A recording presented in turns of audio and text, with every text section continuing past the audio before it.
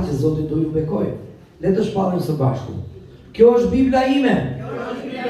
Dhe unë besoj në gjithë shka që është shkruar aty. Çfarë është e vërtet për Jezu Krishtin? Është e vërtet edhe për mua. Jezusi fitoi dhe unë jam fitimtar. Unë jam i bekuar, unë jam i shëruar, unë jam i shpenguar dhe unë jam i begatuar. Në emrin e Jezusit. Fjala e Zotit e thot, unë e besoj dhe e rrëfej. Amen. Pra shumë e rëndësishme që ne të besojmë në zemrën tonë dhe të rrëfejmë me gojën tonë. Ne jemi ajo që ne flasim. Keni dëgjuar ndonjëherë këta që shesin ushqime, thonë që ne jemi ajo që ham. Kjo është e gabuar. Deri diku është vërtet vetëm për trupin, por ne nuk jemi vetëm fizik. Ne jemi qenie frymore dhe shpirtërore gjithashtu. Dhe problemet kryesore nuk janë vetëm te fizikja, por nëse ti shikon një problem në fizikën, problemi qëndron në anën frymore. Dhe Zoti na ka thëritur ne që të bëjmë luftë në vendet qiellore. Jeni të guximshëm, është tema për sot, dhe të bo gjigantët që të kanë dalë përpara teje. Fjala e Zotit thot tek libri Josueut, kapitulli 1, që nga vargu 6. Josueu ishte njeriu që pasoi Mojsiun. Tani nuk e dini ose keni lexuar Biblën, por të paktën mund të keni parë këto filmat me Mojsiun edhe me Jozefin. Populli i Izraelit shkoi në Egjipt dhe atje qëndroi 400 vjet në skllavëri. Dhe pasi qëndroi 400 vjet në skllavëri, u kujtua për Zotin, i kthlithi Zotit, thot fjala e Zotit, dhe i kërkoi ndihmë. Dhe Zoti dërgoi një njeri që ishte Mojsiu, i shkolluar ushtarakisht në Faraonin. Pra ishte një nga, le të themi, generalet, por edhe si fëmija i Faraonit. Faraoni kishte një djalë, por Mojsiu e mbante si djalin e vet. Por ai ishte hebre. Në momentin kur u mor vesh që ai ishte hebre, ata e refuzuan. I duhet të shkonte në shkretë të tillë, atje pati problemet e veta, situatat e veta, dhe kur ishte duke kullotur bartit, pa një ferishte që lëshonte zjarr, por nuk konsumoi. Dhe dëgjoi zërin e Zotit, që i tha, afro. Dhe Mojsiu u afrua aty. Dhe Zoti filloi të diskutonte me të, dhe Zoti e zgjodhi atë për një mision të veçantë. Të ndihmonte popullin e Izraelit të dilte nga skllavëria në Egjipt për të kaluar ku? Në tokën e premtuar. Toka e premtuar kur do të rrithte qumshti dhe mjalti. Toka e premtuar ku simbolizonte shërimin, bekimin dhe begatin. Por çfarë ndodhi? Ishte shumë e lehtë për Zotin që të nxirrte Izraelin nga Egjipti. Por ishte shumë e vështirë që të nxirrte Egjiptin nga Izraeli. Për 400 vjet izraelitët kishin mësuar zakonet e egjiptianëve. Çfarë? Ata kishin mësuar të ankoheshin. Edhe gjithmonë që kishin një problem, i thoshin Mojsiut, kur ata u ndodhën përpara detit, i thanë Mojsiut, pse s'na le më mirë të vdisnim në atje? Ishim shumë mirë si sklevër, bënim tulla të ditën, por hanim qep. Shiko për çfarë kishin mallin ata? Për qep. Shpeshherë, ne si besimtar na kujtohet jeta e vjetër dhe duam të shkojmë ke qepët. Por Zoti kishte një plan për ata.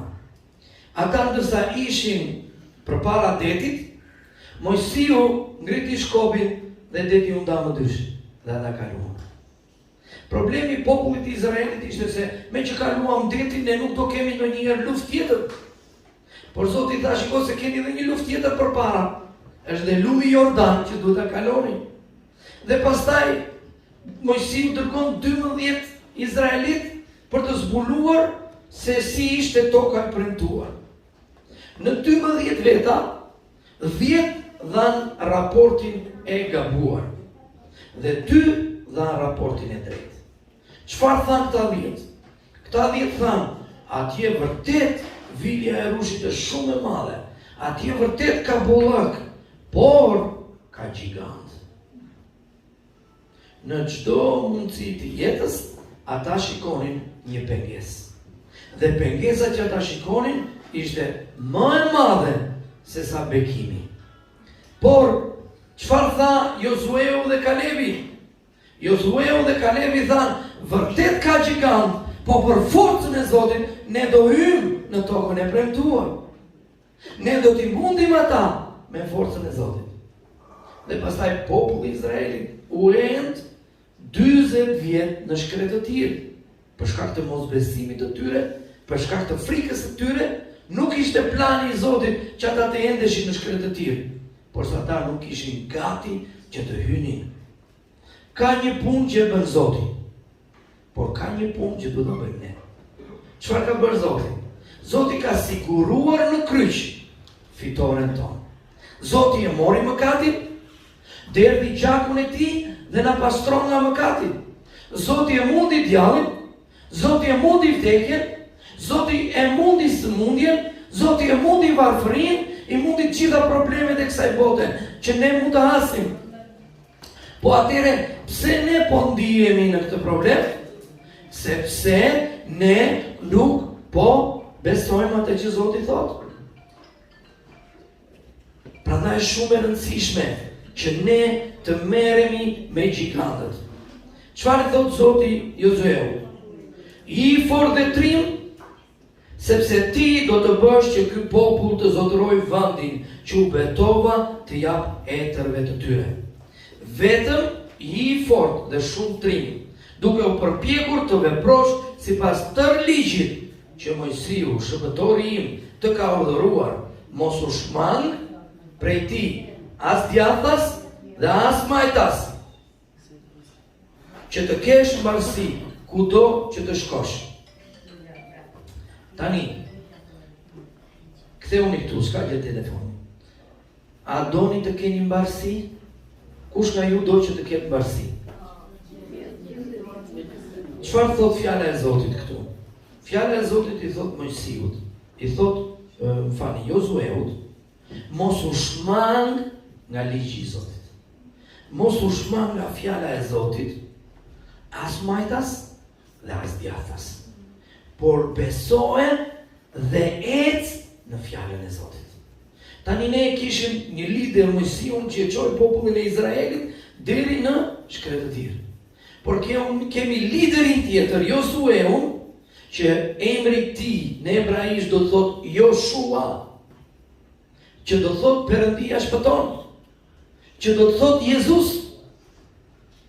Sepse fjala Jezus do të thotë Perëndia shpëton. Kur ti thret emrin Jezus, ti po thua Perëndia më shpëton mua. Atëherë ti nuk ke shans që të jesh sklav i frikës dhe i problemeve të tua. Por Zoti e thret Josueun që të jetë i fortë dhe shumë trim. Zoti e thret Josueun që të jetë i guximshëm. Prandaj do guxim. Duhet guxim të besosh për begati kur ti ke probleme me financat. Do guxim që ti të vendosësh ofertën dhe të dhjetën në kish. Djalli do që ti mos ta bësh. Pse? Sepse ai do të mbajë ty të lidhur në financat e tua. Ai do të mbajë ty fukara dhe prandaj nuk do që ti të vendosësh ofertën dhe të dhjetën në kish.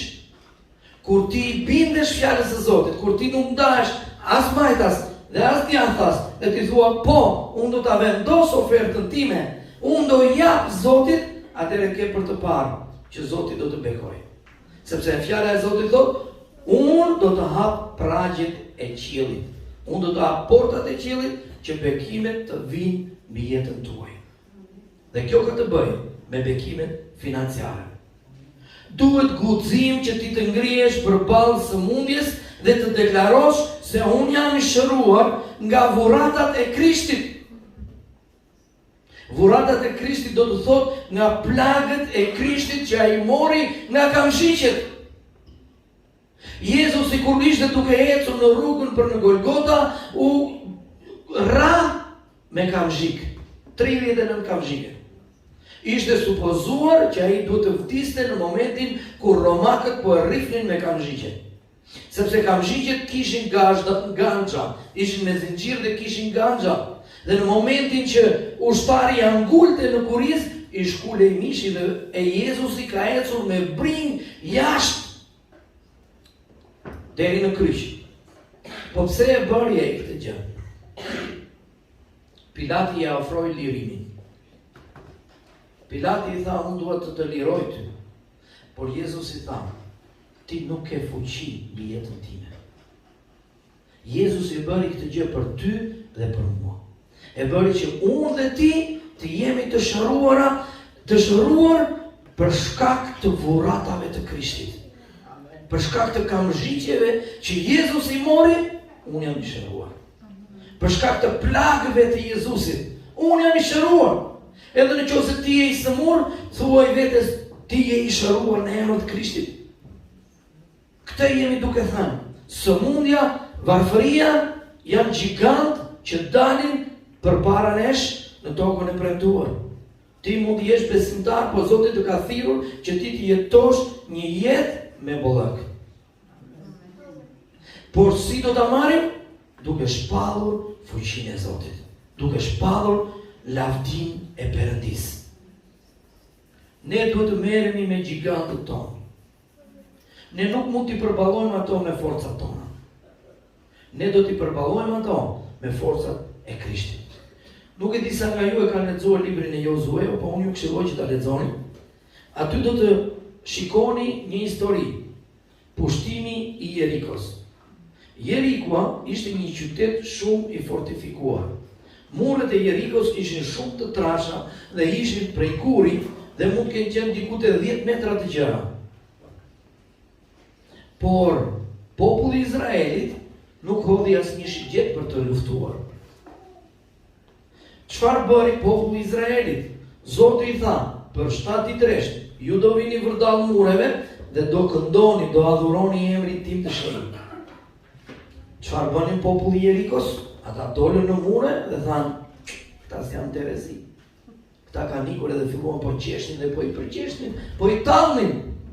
Dhe ata vazhduan të lavdëronin dhe të adhuronin Zotin. Por në ditën e 7, kur ata kënduan, Zoti tha, bjerini borive tani. Në moment që ata iran borive, angjëjt e Zotit zbritën dhe hyrën dhe i shpartalluan muret. Muret u rrëzuan sikur ishin peshkundeti ose kartoni. Dhe populli i Izraelit e pushtoi atë tokë, i mundi gjigantët dhe mori tokën e premtuar. Zoti të ka thirrur ty që ti të marrësh tokën e premtuar. Zoti më ka thirrur mua dhe ty, ne si kisha e Zotit, që ne të jetojmë në tokën kur jetë qumshti dhe mjalti. Por nëse ti nuk je duke përjetuar këto gjëra, atëherë duhet të luftosh me gigantin tënd. Giganti mund të jetë pagjumësia, giganti mund të jetë frika, giganti mund të jetë një problem që ti ke në jetën tënde, por funksionon duke besuar në zemrën tënde fjalën e Zotit dhe duke u lutur dhe duke shpallur. Izraelitët menduan se lufta do të mbaronte vetëm duke kaluar detin apo duke kaluar lumin. Por Zoti tha jo. Ti duhet të luftosh gjithmonë.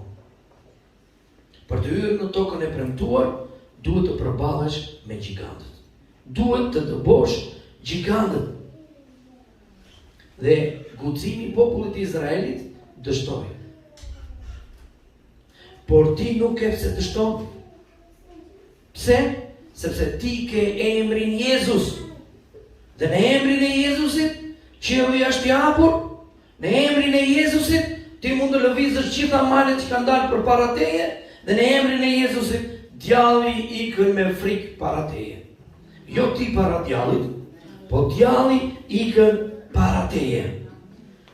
Ne nuk kemi pse endemi në kohë shkretëtire. Shumë besimtarë, kur janë në vështirësi, thonë, jam në shkretëtirë, sepse Jezus ishte në shkretëtirë, dhe mbasta është plani i Zotit dhe vullneti i Zotit që unë të jetoj në shkretëtirë. Jo. Jezus i shkoi për një arsye në shkretëtirë. A i shkoi në shkretëtirë që unë dhe ti të mos shkojmë në shkretëtirë. 40 ditë dhe 40 net, Jezusi u përballë me Satanin. Dhe ai e mundi. Fjala e Zotit thotë që të gjitha llojet e tundimeve, të gjitha llojet e sëmundjeve, të gjitha llojet e ngacmimeve, Jezusi i mori mbi trupin e tij. Dhe ai fitoi. Për shkak se Jezusi fitoi, edhe unë jam fitimtar. Ku e gjeti Josueu guximin? Josueu e gjeti guximin ku? Tek fjala e Zotit. E di që ka shumë njerëz që përtojnë të lexojnë. Jemi mësuar sot për shkak të telefonit, për shkak të televizionit, ti marrim të gjitha gjëra lokume. Ti marrim të gjitha gjëra të gatshme.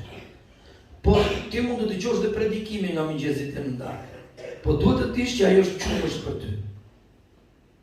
Nëse vërtet do të stërvitesh në fjalën e Zotit, duhet ta marrësh Biblën dhe ta fillosh ta lexosh vetë.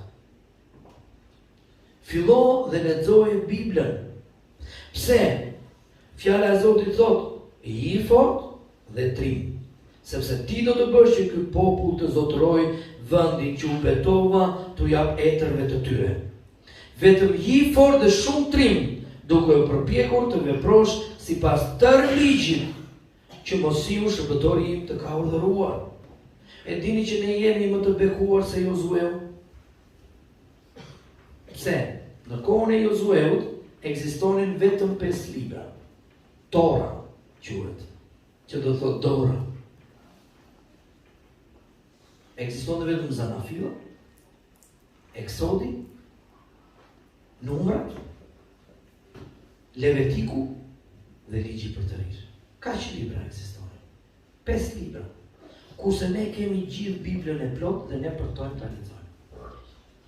Dikush më thotë njëre, pastor, unë kur e kam lexuar unë Biblën, ti mbashë s'ke qenë fare besimtar. Po nuk ka rëndësi, kur e ke lexuar ti.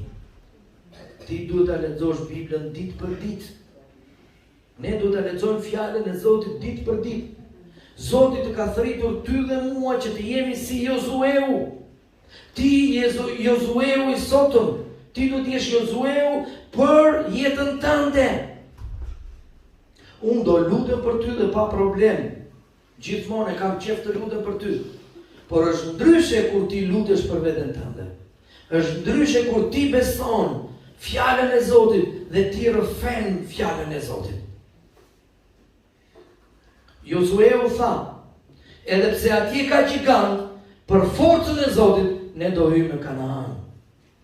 Thuajini njëri tjetrit, edhe pse gjigantët kanë dalë para meje, me forcën e Zotit, unë do hyj në tokën e premtuar. Unë kam bekim, unë kam shërim, unë kam çlirim dhe unë kam begati. Në emrin e Jezusit. Amen. Shumë njerëz thonë, po pastor, unë nuk jam dalë dot. Po fjala e Zotit thotë profeti Zakaria kapitulli 4 vargu 6. As me forcë, as me ushtri, por me frymën time, thot Zoti.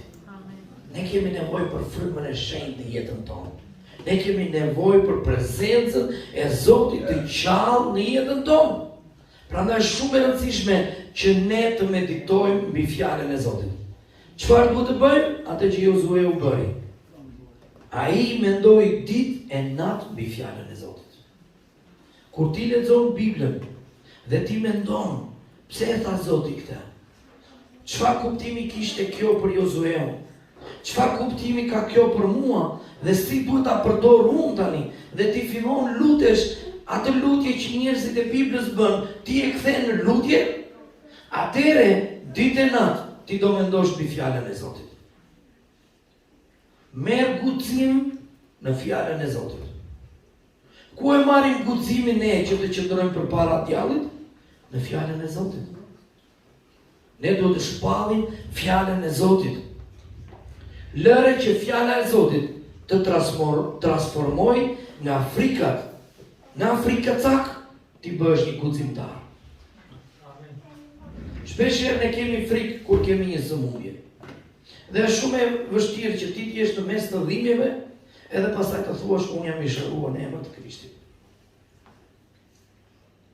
Ka pasur plot raste kur unë kam qenë me temperaturë, kam qenë me shumë dhimbje dhe kam filluar të shpall në emrin e Jezusit, unë jam i shëruar.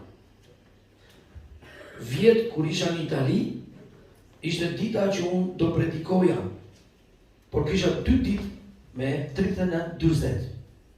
Dhe vjera më thot, të keqe nëna, mos shko sot, se ka të tjerë njerëz që e bëjnë. E thash, jo, derisa të vej orari, Zoti mund të bëjë mrekulli.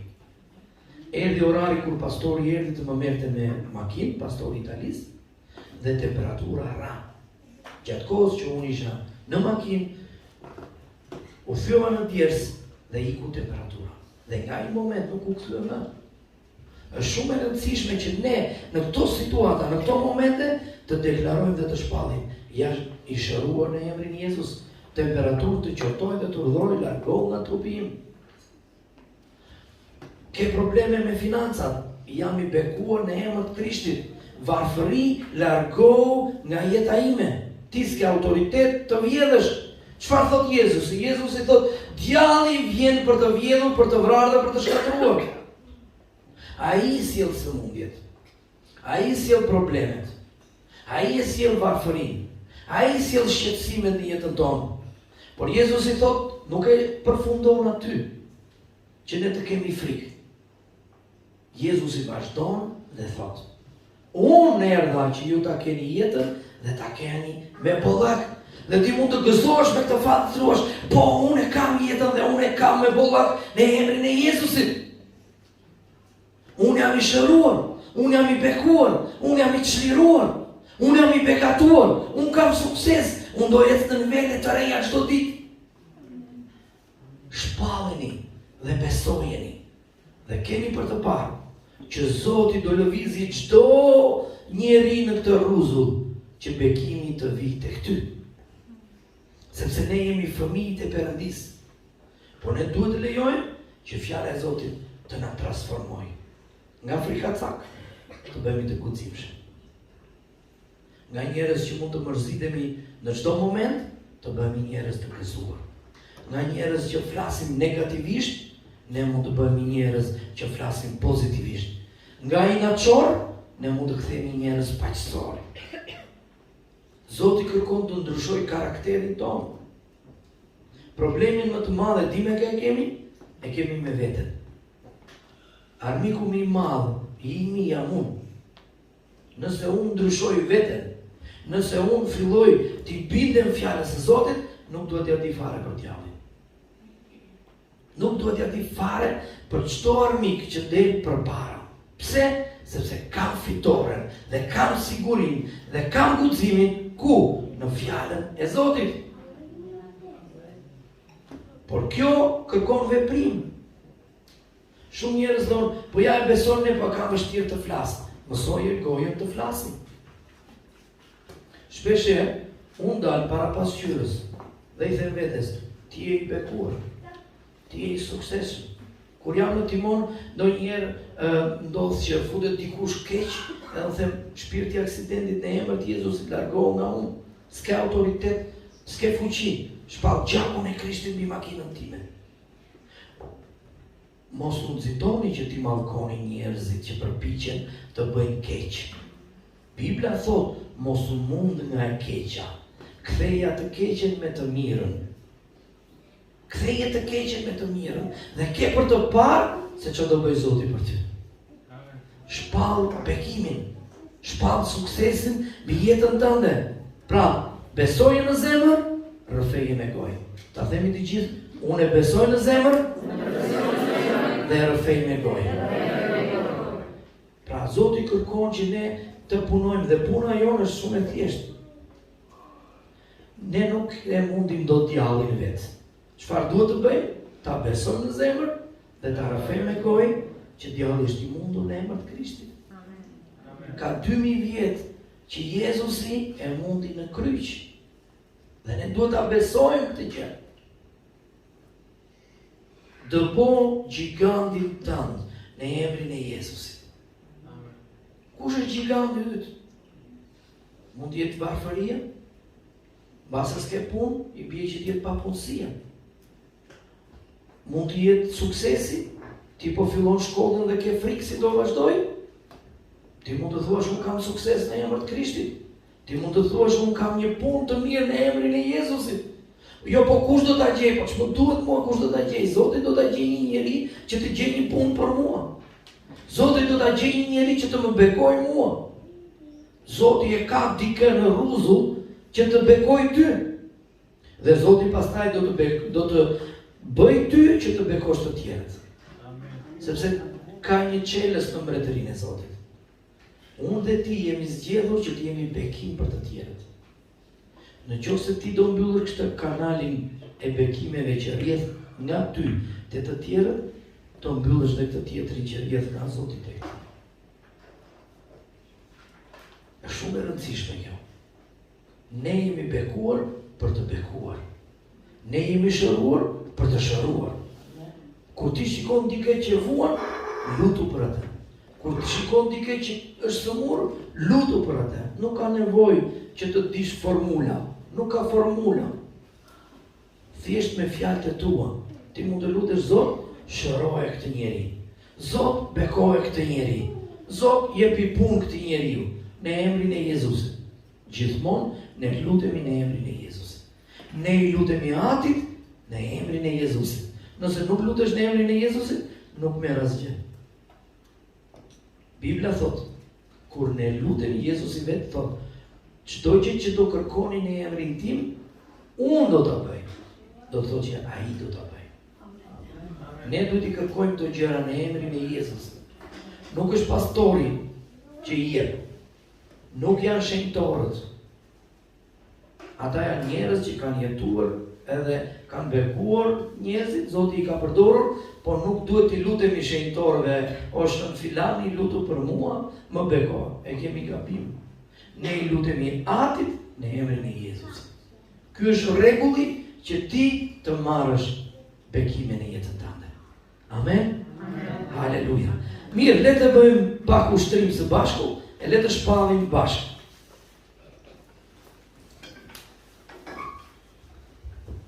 Thoni pas meje. Unë jam i bekuar. Unë jam i begatuar. Unë jam i shpenguar.